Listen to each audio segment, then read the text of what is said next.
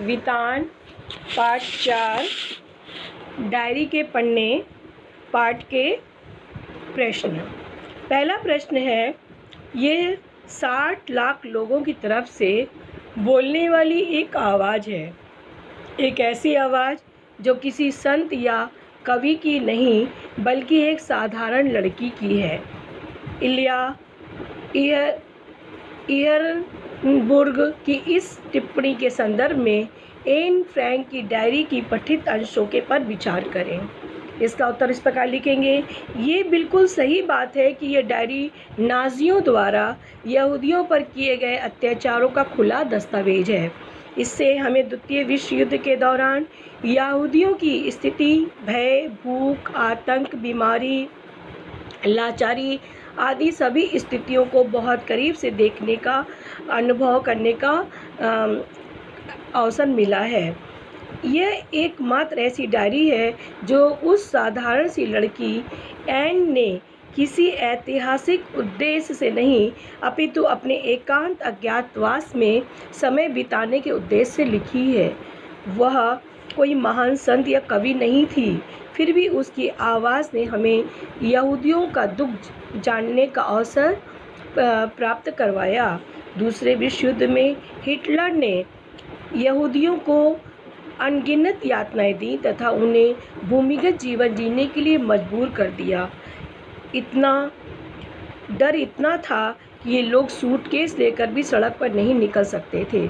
इन्हें दिन का सूर्य व रात का चंद्रमा देखना भी इनके लिए वर्जित था।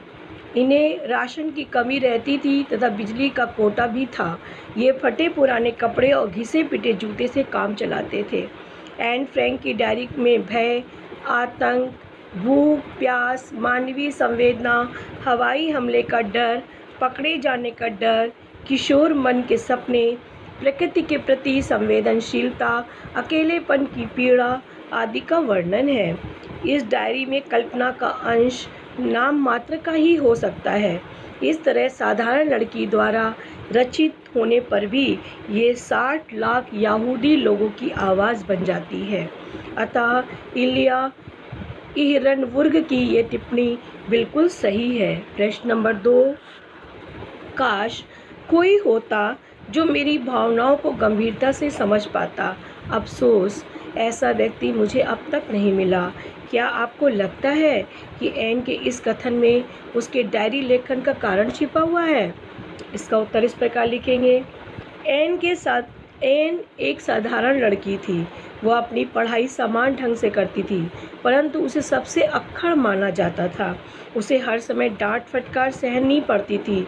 वह एक जगह लिखती भी है, मेरे दिमाग में हर समय इच्छाएं, विचार, आशय तथा डांट फटकार ही चक्कर खाते रहते हैं। मैं सचमुच उतनी घमंडी नहीं हूँ जितना लोग मुझे समझते हैं। मैं किसी और की तुलना में अपनी नई कमजोरियों और खामियों को बेहतर तरीके से जानती हूँ।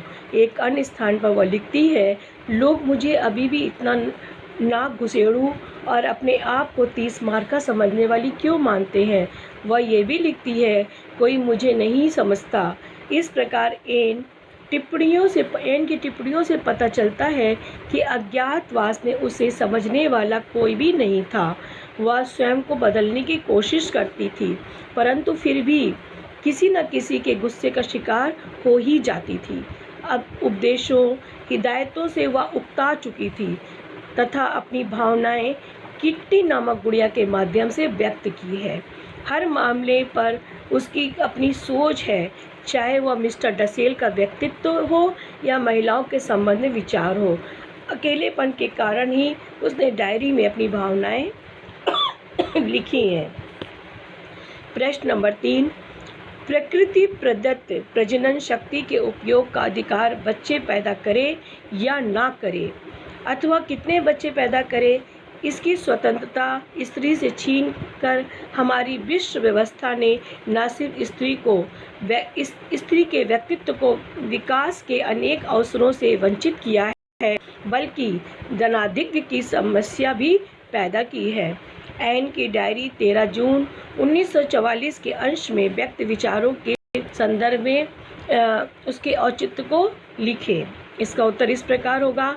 एन का मानना है कि पुरुषों ने औरतों पर शुरू से शारीरिक बल, आर्थिक आज़ादी आदि के आधार पर शासन किया है। वे अपनी मर्जी से हर कार्य करते रहे हैं। औरतें अब तक अपनी बेवकूफ़ी के कारण ये अन्याय सहती रही हैं।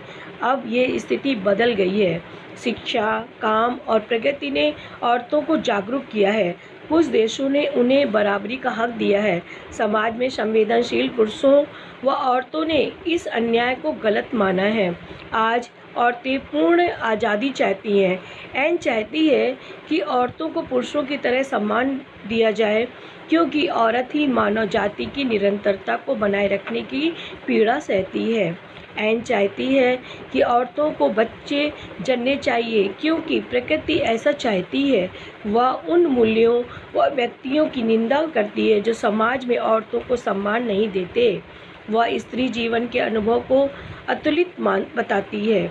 उसके भीतर भविष्य को लेकर आशा व सपने हैं। उसे उम्मीद है कि आगामी सदी में औरतों द्वारा बच्चे पैदा करने वाली स्थिति बदलेगी और उन्हें ज़्यादा सम्मान व हक मिलेगा।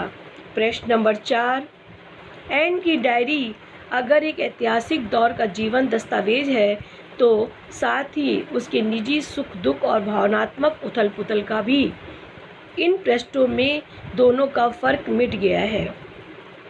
इस कथन पर विचार करते हुए अपनी सहमति या असहमति तर्कपूर्ण व्यक्त करें। इसका उत्तर इस प्रकार लिखेंगे। एन फ्रैंक की डायरी में हमें उसके जीवन व तात्कालिक परिवेश का परिचय मिलता है। इसमें ऐतिहासिक द्वितीय विश्व युद्ध की घटनाओं, नाज़ियों के अत्याचारों आदि का वर्णन मिलता है। साथ ही एन के निजी सुख दुख व भावनात्मक क्षण भी व्यक्त हुए हैं। एन ने यहूदी परिवारों की अकथनीय यंत्रणाओं व पीड़ाओं का चित्रण किया है। लंबे अरसे तक गुप्त स्थानों पर छिपे रहना, गोलीबारी का आतंक, भूख, गरीबी, बीमारी, मानसिक तनाव, जानवरों जैसा जीवन, चोरी का भय, नाज़ियों का आतंक आदि अमानवीय दृश्य मिलते हैं। साथ ही एन का अपने परिवार, विशेषतः माँ और सहयोगियों से मतभेद, डांट फटकार, खीज, निराशा, एकांत का दुख, दूसरों द्वारा स्वयं पर किए गए आक्षेप, प्रकृति के लिए बेचैनी, पीटर के साथ संबंध आदि का वर्णन मिलता है। उसके व्यक्तिगत सुख दुख भी इन पृष्ठों में युद्ध की विभीषिका में एक में खो गए हैं। इस प्रकार ये डायरी एक ऐतिहासिक दस्तावेज होते हुए भी एन के व्यक्तिगत सुख दुख और भावनात्मक उथल पुथल को व्यक्त करती है। प्रश्न नंबर 5, एन ने अपनी डायरी किट्टी, एक निर्जीव गुड़िया, को संबोधित चिट्ठी की शक्ल में लिखने की जरूरत क्यों महसूस की होगी? इसका उत्तर इस प्रकार लिखेंगे। एन की डायरी से पता चलता है कि वह एक संवेदनशील व अंतर्मुखी लड़की थी।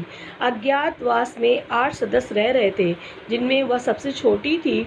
वह 13 वर्ष की थी, अतः भावनाओं के वेग का सर्वाधिक होना स्वाभाविक था। हालांकि यहाँ पर उसकी भावनाओं को समझने वाला कोई नहीं है। वह कहती है, काश कोई भी होता जो मेरी भावनाओं को गंभीरता से समझ पाता। अफसोस, ऐसा व्यक्ति अब तक उसे नहीं मिला, इसलिए तलाश जारी है। एन खुद को औरों से बेहतर समझती है। पीटर से भी वह खुलकर बात नहीं करती। वह अपनी प्रिय एवं एकांत की सहयोगिनी गुड़िया से बात करती है तथा चिट्ठी के रूप में अपनी भावनाएं व्यक्त करती है।